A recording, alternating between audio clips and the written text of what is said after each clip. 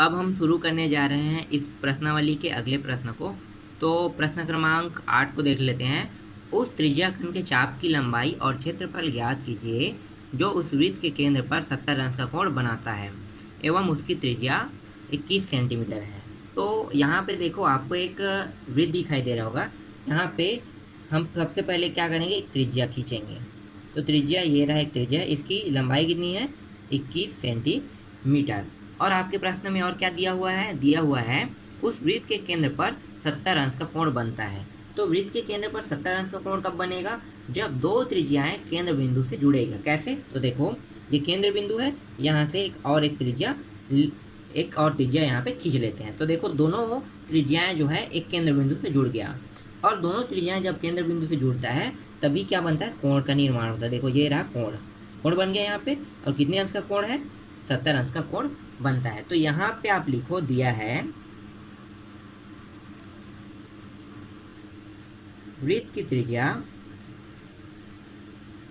बराबर, और त्रिज्या किसे दर्शाते हैं, आर से, पहले आर लिख लो, आर बराबर 21 सेंटीमीटर। और क्या दिया हुआ है, दिया हुआ है वृत्त के केंद्र पर बना कोण को थीटा से दर्शाते हैं। कितना कोण बना है, 70 अंश का। तो ये हो गया 70 अंश का कोण। अब हमें निकालना क्या है उसको देख लेते हैं। तो हमें निकालना है त्रिज्याखंड के चाप की लंबाई और त्रिज्याखंड के क्षेत्रफल हमें निकालना है। तो सबसे पहले हम निकालेंगे त्रिज्याखंड के चाप की लंबाई। तो यहाँ पे लिखो, सूत्र लिखते हैं, सूत्र है त्रिज्याखंड के चाप की लंबाई बराबर, सूत्र है थीटा अपान 360 गुणित 2 पाई आर। ये है त्रिज्याखंड के चाप की लंबाई का सूत्र। इस सूत्र में हमें मान को रखते जाना है। तो मान को रख दो। तो थीटा का मान कितना, देखो थीटा बराबर 70 अंश, तो रख देते हैं 70 अंश। नीचे क्या है, 360 अंश गुणित 2, और ये पाई है, पाई का मान कितना होता है, 22/7 होता है। और आर का मान कितना दिया हुआ है, 21 सेंटीमीटर। तो हम इसके मानों को यहाँ पे रख लिया। अब देखो जो कटा है उसको कटा देते हैं। तो देखो 70 के पीछे एक जीरो है और 360 के पीछे एक जीरो है, दोनों ऊपर नीचे में, तो कट गया यहाँ से।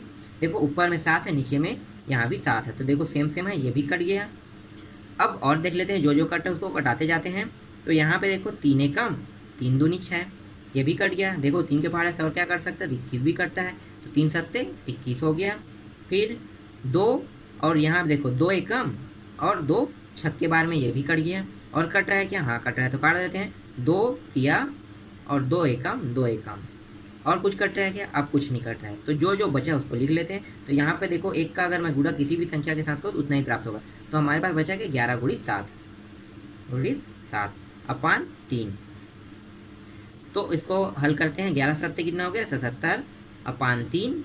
इसको भाग दे दो, तो ये हो गया 3 एकम। फिर ये कितने बार गया, 3 एकम 3 दूनी 6। ठीक है, काटते जा रहे हैं, इसको लिखते जा रहे हैं। 3 दूनी 6, बचा कितना 1, और ये कितना हो गया 7 है, तो 1 और 7 कितना हो, 17। तो 3 पंचे कितना हो गया, 15। उसके बाद बचा क्या, इसमें शेष 2 बचा, और 0 हमने जब हम 0 इसके पीछे लेते हैं तो यहाँ पे लग जाता है दशमलव, तो कितना हो गया, वो 20 हो गया। तो 3 छक्के 18, फिर 2 बच रहा है, तो फिर क्या होगा, फिर आगे बढ़ेगा 2, फिर एक 0 लेंगे, तो फिर दशमलव सिर्फ एक बार लेना है, 0 उसके बाद हम बार बार कई बार ले सकते हैं। फिर 6 आएगा, तो 25.66 सेंटीमीटर वृत्त की लंबाई है, वृत्त की त्रिज्याखंड के चाप की लंबाई। ये क्या है, एक आंसर है। ठीक है, एक आंसर हमारा निकल गया।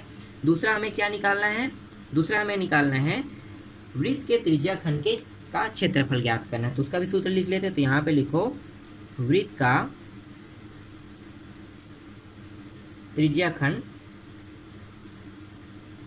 का क्षेत्रफल बराबर, इसका सूत्र क्या होता है, इसका होता है थीटा अपान 360 गुणित पाई आर स्क्वायर, इसके सूत्र में होता है। यहाँ पे ही हम वैसे ही करेंगे जैसे मान को रखा है। तो थीटा का मान कितना है, 70 अंश, रख देते हैं यहाँ देखो, और नीचे में क्या है, 360 अंश गुणित पाई आर स्क्वायर। यहाँ पे मुझे पाई आर की स्क्वायर का मान लिखना था, चलो नीचे लिख लेते हैं।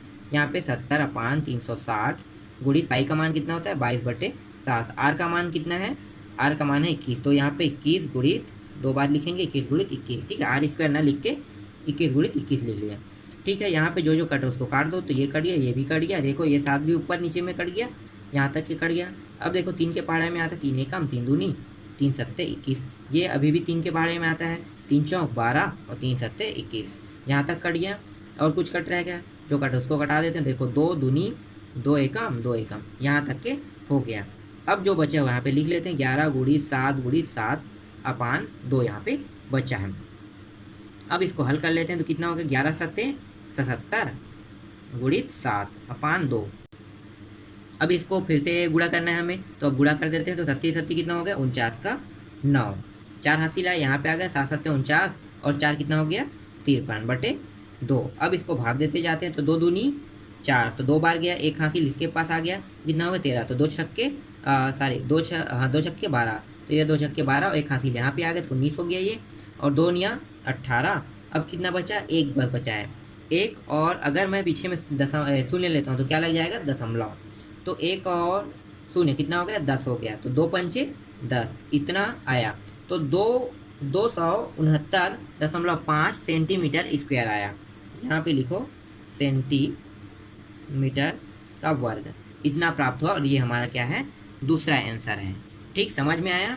अब हम देखते हैं अगले प्रश्न को, तो प्रश्न क्रमांक 9 देख लेते हैं। वृत्त के एक त्रिज्या का क्षेत्रफल वृत्त के क्षेत्रफल का 1/6 गुना है, तो त्रिज्या खंड का कोण ज्ञात कीजिए। तो हमें क्या ज्ञात करना है, त्रिज्या खंड के कोण हमें ज्ञात करना है। तो अभी हम सबसे पहले क्या देखेंगे कि एक केंद्र लेंगे और यहाँ पे एक त्रिज्या खींचेंगे। देखो यहाँ से हमने एक त्रिज्या खींचा और हमें निकालना क्या है, हमें त्रिज्या खंड का कोण निकालना है। तो कोण कब निकलेगा त्रिज्या खंड का, भाई त्रिज्या खंड तभी बनेगा ना जब दो जो त्रिज्याएं हैं जब केंद्र बिंदु से जुड़ेंगे, तभी क्या बनेगा, एक कोण का निर्माण करेगा, मतलब त्रिज्या खंड का। देखो तो ये रहा, एक केंद्र बिंदु से दो जो त्रिज्या हैं वो जुड़ रहा है, तो यहाँ पे कोण का निर्माण होगा, इसी को हम कहते हैं त्रिज्या खंड। त्रिज्या खंड हमें निकालना है। अब हम यहाँ पे क्या करेंगे त्रिज्या खंड निकालने के लिए, तो त्रिज्या खंड निकालने के लिए हमें यहाँ पे देखो ना तो हमें r का मान दिया है और ना ही हमें थीटा का मान दिया हुआ है, तो हम दोनों को क्या करेंगे यहाँ पे मानेंगे। तो ये हो गया थीटा का मान हमने मान लिया, भाई मतलब जो कोण का मान है वो क्या होगा थीटा, और जो त्रिज्या का मान है उसको क्या मान लिए r मान लिए। अब यहाँ पे हम लिखेंगे माना वृत्त का त्रिज्या, इससे दर्शाते हैं r से, तो r ही हमने इसको माना है। ठीक है, फिर वृत्त के क्या देखेंगे, हमें वृत्त का कोण देखेंगे। तो भाई वृत्त के त्रिज्या खंड का कोण कितना है थीटा, इसका मान को हमने थीटा रखा है, तो वृत्त के त्रिज्या खंड का कोण कितना है थीटा। अब हम आते हैं प्रश्न के हिसाब से चलते हैं। प्रश्न को देखो थोड़ा सा एक बार और पढ़ लेते हैं। तो यहाँ पे कहा गया है वृत्त के एक त्रिज्या का क्षेत्रफल वृत्त के क्षेत्रफल का 1/6 होता है। ये इसको थोड़ा सा समझते हैं कैसे 1/6 होगा। तो देखो वृत्त का जो मान होता है, देखो ये वृत्त है, वृत्त का पूरा मान कितना होता है πr², यही होता है πr², यही होता है भाई, यही होता है। अगर हम वृत्त के ये पूरा वृत्त का मान है, ठीक है, अगर हम इसी जो त्रिज्या खंड कटा अगर उसी का बस मान देखें तो इसका मान कैसे निकालेंगे। और आपके प्रश्न में क्या है 1/6, मतलब ऐसे ही 5 और अलग से वृत्त की आकृति होगा। देखो कितनी आकृति हो, 1 2 3 4 5, एक और मान लेते हैं, ठीक है, बराबर बराबर साइज का, यहाँ पे 5 मैंने खींच लिया है, एक और खींच लेते हैं, तो ये हो गया 6। ठीक है, सभी की आकृति बराबर है, यहाँ पे देखना, यहाँ पे छोटे दिखाई दे, इसको ध्यान मत देना, ठीक है, सभी को बराबर बराबर काटना है। तो ये कितना हो गया 1 2 3 4 5 6, ठीक है, इसका मतलब क्या है 6। लेकिन हम इन पांचों में से किसी को नहीं निकालेंगे, निकालेंगे इसका सिर्फ इस वाले हिस्से को, तो इसी को कहते हैं 1, और 1 का ये जो टोटल है भाग कितना बना है इस वृत्त का 6, तो इसको इसका निकालना है तो इसको 1 लिखेंगे और बाकी को 6 लिखेंगे, तो 1/6 से लिखते हैं। ठीक है, तो 1/6 समझ में आ गया आपको। अब यहाँ पे हम सूत्र लगाएंगे कि वृत्त का जो त्रिज्या खंड का क्षेत्रफल रखेंगे और वृत्त का क्षेत्रफल के सूत्र रखेंगे। तो यहाँ पे लिखो वृत्त का त्रिज्या खंड बराबर 1/6 है, तो आगे में लिख लो 1/6, और क्या है वृत्त का क्षेत्रफल, ये हो गया वृत्त का क्षेत्रफल। वृत्त के त्रिज्या खंड का सूत्र क्या है, तो थीटा अपान 360 गुणित पाई आर स्क्वायर, ठीक है, ये क्षेत्रफल है, इसका सूत्र है इतना होता है, और इसका सूत्र कितना होता है, तो इसका होता है पाई आर स्क्वायर। 1/6 जो है वो तो यहाँ पे कंपलसरी दिया हुआ था आपके प्रश्न में, और ये जो है पाई आर स्क्वायर जो है इसका सूत्र है। अब देखो जो जो कट है उसको कटा देंगे। तो पहले क्या करेंगे, कटाने के लिए हमें दोनों मानों को बराबर करना है। कैसे, तो देखो यहाँ भी पाई आर स्क्वायर, यहाँ भी पाई आर स्क्वायर है। अगर हम कटाना चाहें तो दोनों मान देखो बराबर के इस पार उस पार है, और देखो कहीं भी देखो तो ये दोनों मान जो है यहाँ से इसको हम काट सकते हैं। कैसे काट सकते हैं, अगर हम इसको समझते हैं तो यहाँ पे लिखो तिर्यक गुणा करने पर, ठीक है। डायरेक्ट का गुणा कर रहे हैं तो समझ नहीं आया, तो आप इसको ऐसे समझ सकते हैं। जो थीटा होता है ये यहीं पे रखो 360, ये दोनों मान समान है, तो उसको उस पार ले जाएंगे, तो ये उस पार जाएगा तो कहाँ पे जाएगा, ऊपर में, वो कहाँ पे चला गया, नीचे में। तो ये 1/6 है गुणित पाई आर स्क्वायर, और ये हो गया नीचे में आके पाई आर स्क्वायर, देखो कट गया, जिसको मैंने यहाँ पे डायरेक्ट कटा दिया है। तो ऐसा कहीं आपको लगे तो आप वहीं से डायरेक्ट कटा देना, आप ये लंबे प्रोसेस करने की आपको जरूरत नहीं पड़ेगा। अब जो बचा है उसको देख लेते हैं। तो यहाँ पे बचा थीटा अपान 360 बराबर 1/6। अगर हम इसको देखो अकेला करेंगे तो यहाँ पे कितना है, 360 है। 360 जो है वो उस पार जाएगा, तो कैसे जाएगा, यहाँ भी तिर्यक गुणा होगा, तो यहाँ पे लिखो तिर्यक गुणा करने पर। जब भी तिर्यक गुणा करेंगे तभी वो वापस वहाँ पे जा सकता है। तो यहाँ पे क्या बचेगा, इस पर थीटा बचा, ये उस पर चला गया, तो ये नीचे में उस पर जाके कहाँ पे जाएगा, ऊपर में जाएगा ना।